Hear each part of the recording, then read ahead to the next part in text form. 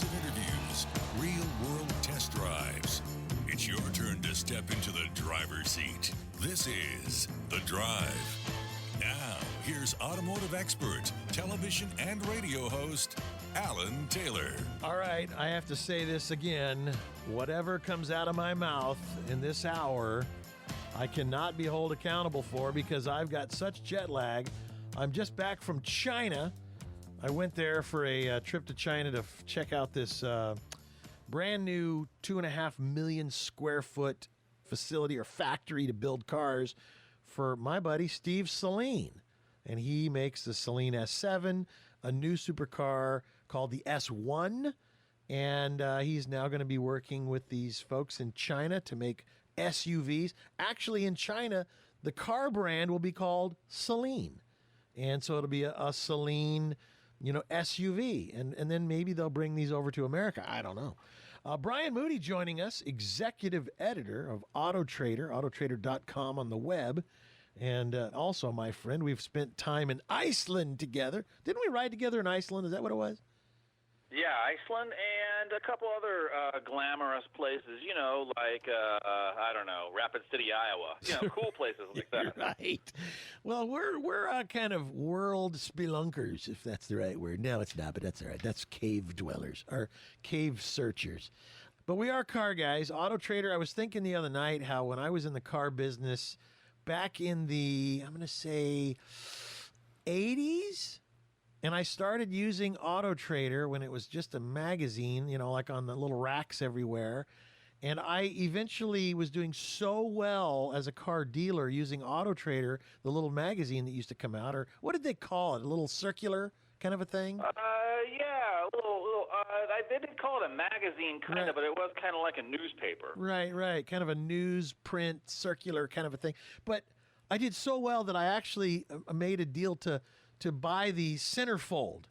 And yes, I was in the centerfold. It wasn't me, it was my cars, but you know what I mean.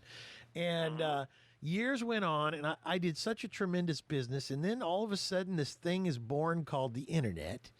And and then, of course, AutoTrader went on the internet, and the rest is history.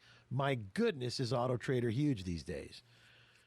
Yes, that's true, and it's pretty much the same type of thing that you were talking about, a marketplace where come one, come all, listers of cars, from dealerships to private individuals, that kind of thing. And when I misspeak, Alan, it's not because I have jet lag. Do you know why? When I misspeak, you know why that happens? Tell me. I'm an idiot. That's why. Oh, fair enough. That was what I was going to say, but I thought I'd be nice. All right. So while I was in China, I missed the new mid-engine Corvette unveiling in a gigantic blimp hangar in Southern California. I was supposed to go, but then this China thing jumped in the middle of it. So pray tell, what happened? You were there. Well, yeah. So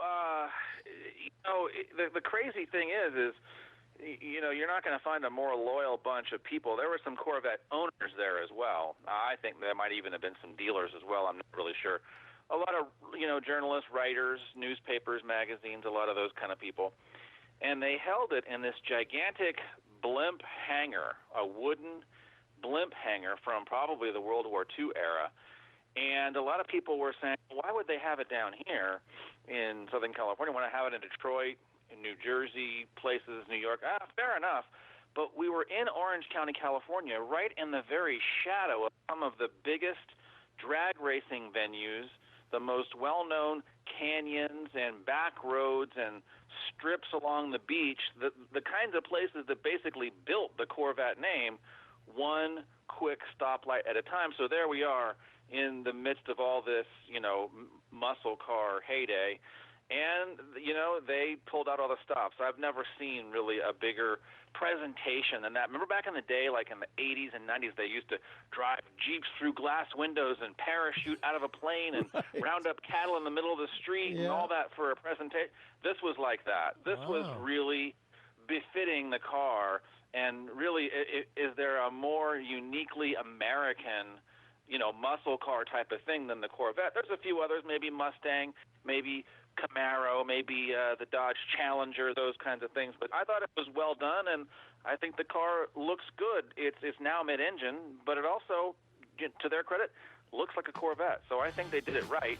But, we'll see. The sales will tell the truth. Yeah. All right, hold on. I got some more questions for you on this. Horsepower and price and all that.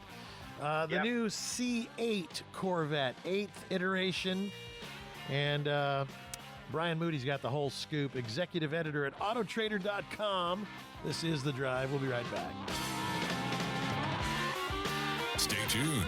There's more of The Drive with Alan Taylor